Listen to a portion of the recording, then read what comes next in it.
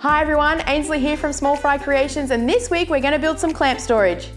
Looks a little empty though. Someone's at doorbell.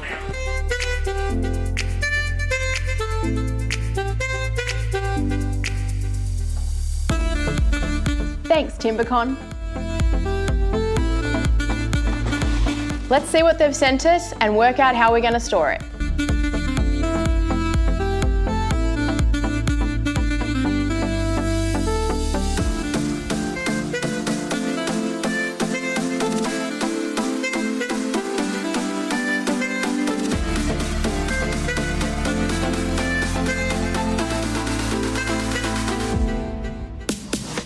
First off, I want to give a really big thank you to Timbecon for sending out these clamps for me to test and trial and share my thoughts on them. They've sent a couple of different options, so let's quickly run through them so then we can get to the fun stuff, which is working out how we're actually going to store them away. The first clamp they've sent me is like our F-style clamp, and if you are a beginner woodworker, I think these should be on the must-buy list because I think these are the most versatile clamp I have in the workshop. The clutch system on the back of this clamp in particular works really, really well and is strong and stops where it needs to go, and you can quickly get to where you need to clamp and then screw down from there. So I think these are really good. I think these are the 12-inch ones, which I think are really handy, and I use them almost on every single project that I've got, so I think this is a must-have. The next one that they've sent through are like your traditional squeeze clamp, and if I'm being honest with you and you're choosing between the two of them because they're fairly similar, I would go with the F-style clamp personally, but this squeeze clamp does have a really great clutch system at the back. It stops wherever it needs to go, and the advantage of this one is that you can join two clamps together, and so you've got a really big clamp. Now, where you're going to use this, I'm not really 100% sure, but it is handy to have the ability to do it so that when you come up against that strange clamp need, this might just do the trick. So we'll leave that aside and we'll see as we move through different projects in the future just how useful that little accessory is. Now, the one that I want to talk about the most is this one here, which is the pipe clamp, which requires you to get a 3/4 inch pipe to screw in to use. And these are called deep reach clamps. Now, personally, with what I do in the workshop, I don't find a great use for these, and I'll tell you why. You need to be clamping something that's around about 70 to 75 mil deep in order for you to actually make contact with where it's clamping. Now, for what I'm doing, I'm generally clamping somewhere in that 20 to 30 mil range of timber, so this isn't really going to work for me. So I've had to think outside the box of how I'm going to utilize these clamps in the workshop. And for me, I'm going to turn them into more of a heavy duty style F-style clamp because I think the deep reach then will become useful for me. So I'm going to get some pipes that's around about that 400 mil mark because I think that's where the sweet spot's going to be. And we'll see just how useful these are as we move in the future. But other people, if you're clamping things that are like big tabletops or dining tables, which is not generally what I'm building, these will be useful. But if you are a beginner woodworker or you're looking to get into woodworking, personally, what I think has to be on the must-buy list are these F-style clamps. And then I would also get from the Pony range the I-bar slash clamp, and I'll put a picture up here to show you what I'm talking about. I think those clamps are going to be really, really useful in the workshop because you can clamp with that I-bar what you're clamping with this, but you can also do a panel glue up of 20 mil timber really easily and you get some really great clamping pressure. So for me, that's what my recommendation would be. Now let's get to the fun stuff. We've got to work out how we're going to store this away. So let's go and have a look at where we're going to store these, and then we can work out how we're going to do it. All right, this blank wall behind me is where I used to store my clamps in something really simple that I knocked up in about 5 minutes. And this has worked, but I want to be able to store all of my clamps, which that includes some of the sash clamps that have been stored just hanging around in this corner. I want to get them out of the corner and in a home on the wall. So our idea is we're going to have the longer ones hanging down here, and then we're going to have the medium and the small ones down here. And we're going to start with the large ones, get them in, and then we can work out what we have left and where we're going to put them. In terms of what it's going to look like, we're thinking some sort of plywood back piece onto the wall, and then some sort of like diagonal structure with a fat piece of plywood coming up on top of the backboard that is on the wall. But we'll figure that out as we go along. Let's get into the build and figure out how we're going to store these clamps away. The best part of this project is that it solves a problem and doesn't use a lot of timber.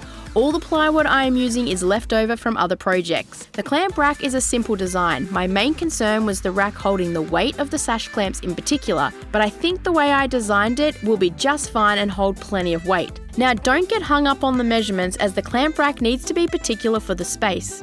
But for the space I was working in, I went with a back piece of plywood that was 150mm high and 600mm long.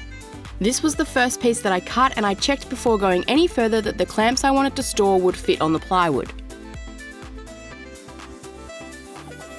For the top part of the clamp rack, I was using some thinner pieces of plywood that I had lying around the workshop, so I cut these to length, and I went with 250mm. I will let you know up front this was not the best option, and I'll go over why a little bit later on. My next step was to cut the triangles, which was going to tie everything together. I started by cutting some strips of plywood that were 150mm wide. The picture framing jig from my 4 jigs from one sheet of plywood just keeps getting used in projects, and I love it. If you haven't checked out that video, I'll leave links in the description below. I marked 150mm along the board and then lined it up with the line on the jig and then made my 45-degree cut. I could then take the leftover piece to the miter saw and cut a straight line to make another triangle, eliminating all waste. I repeated this process until the piece got too small to cut on the miter saw, and I used my cross-cut sled to safely make the straight cuts. Yet another jig from the 4 jigs of one sheet of plywood video. Alright, I've cut a whole bunch of pieces, and I want to run you through quickly the design that I've come up with. I've cut myself a whole bunch of triangles at 45-degree angles, and I have got a thicker piece of plywood and a thinner piece of plywood. And to be honest, the reason why I had these was because I was using scrap plywood and I wanted to use up what I had in the workshop. But it also gave us the flexibility that I could move these pieces where I need them to get the spacing right. It just so happens that as I was doing the longer pieces, they actually work being butted together. So in hindsight, I probably just could have cut a piece that was this wide, but moving forward with the smaller ones, this may be helpful, just having the flexibility. I am butting them up like so this gives me the clamp support all the way down when I'm sliding them in. I'm gonna tack everything together with nails, and then I will come back through and secure everything with screws. Now, having this piece of plywood overlay on the top of the backboard, that means that it's going to have really good support for the clamps that are pulling downwards. So that will make it really strong, and then the triangle pieces will just tie everything together and give us some extra support. I've got all of my clamps lined up here, and if you've noticed or paid special attention, you'll see I have a spare one here on the end. And that is because after telling you all of my thoughts at the beginning of this video and talking about the Pony I-beam slash clamps, my heart longs for them. So I am going to leave a space here because maybe in the future I will get some, and if not, I can use it for some other storage for other clamps. Let's go ahead and get these into place, and then we can get it on the wall and test this thing out. I didn't end up nailing the pieces as there just wasn't enough room. This is why if I was going to build this project again, I wouldn't go with the thin pieces. When it came to screwing them to the plywood, it was hard to clamp and also get a screw in. If you decide to make something similar to this clamp rack, I would construct it the way I do the last section of the clamp rack, which I'll walk you through in a little bit. Just like Jimmy DiResta says, you go to school on the first 2 and you're a pro by the 3rd. I started at one end and worked my way along, always checking the clamp would fit and that the spacing was good. I would screw the pieces into the top of the back piece of the plywood first, and then I could screw the triangle in from the top to make sure that everything was square, and then secure it from the back. Once the first one was in, it was just rinse and repeat all the way along the board. I used 40mm screws where I could, and then I had to use 30mm screws in the shorter areas just to maximise the holding strength. I did also countersink all the screws so that they wouldn't be in the way and the clamps wouldn't get scratched.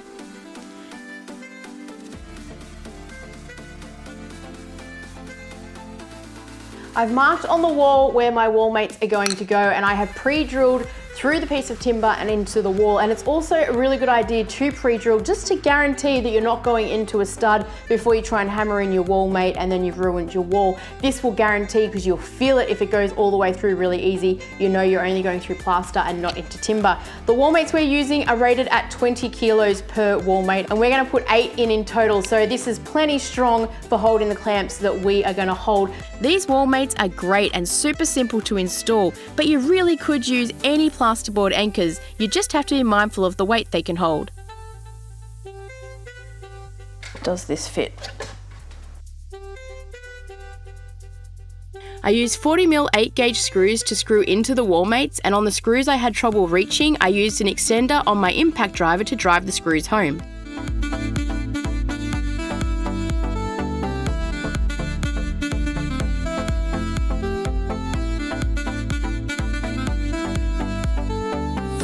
It feels so good to finally have these clamps up on the wall, because for the longest time they've been hanging out in the corner of the garage. So it feels so good to have them up there. They fit, they're nice and sturdy. These are the new Pony deep reach clamps, and like I said in the intro, I think for me these are going to be better if I treat them more like a heavy duty F-style clamp.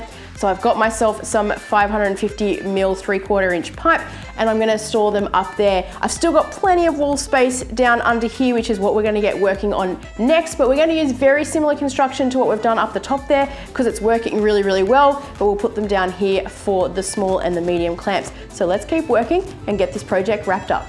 The next section down held some of the new clamps, and I extended the piece along to protect the wall against the bottom of the clamps. The countersink bit that you see me using is great. You can set the depth of the countersink and it won't let you drill past that point. They're a little bit pricey, but they do keep the countersinks consistent, which I believe is important if the screw is going to stay exposed. To make life easier, I drilled into the plywood for the wall mates first, as it was easier to drill through the wall without any of the clamping stuff on the plywood. The bottom of the clamp rack is going to hold my small and medium clamps, and if you're going to make a clamp rack similar to this is how I would make it.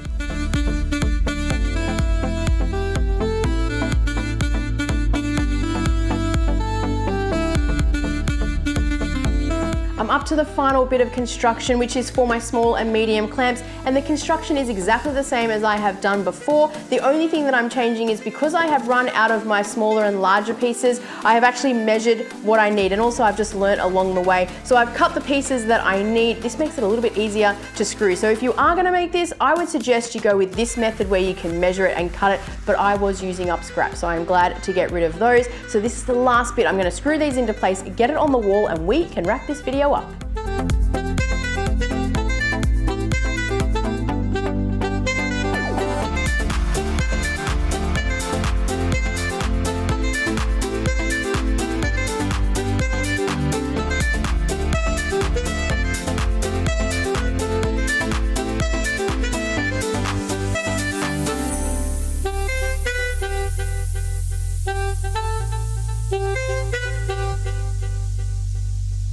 The last of the clamp racks is up and stocked with the small and medium clamps. Thank you again to Timbecon for supplying me with the Pony Jorgensen clamps. I'm looking forward to testing them and putting them through their paces in future videos, but this project is a wrap. I hope you have liked this video, and if you have, help me out by hitting the subscribe and like buttons, and I'll see you on the next one.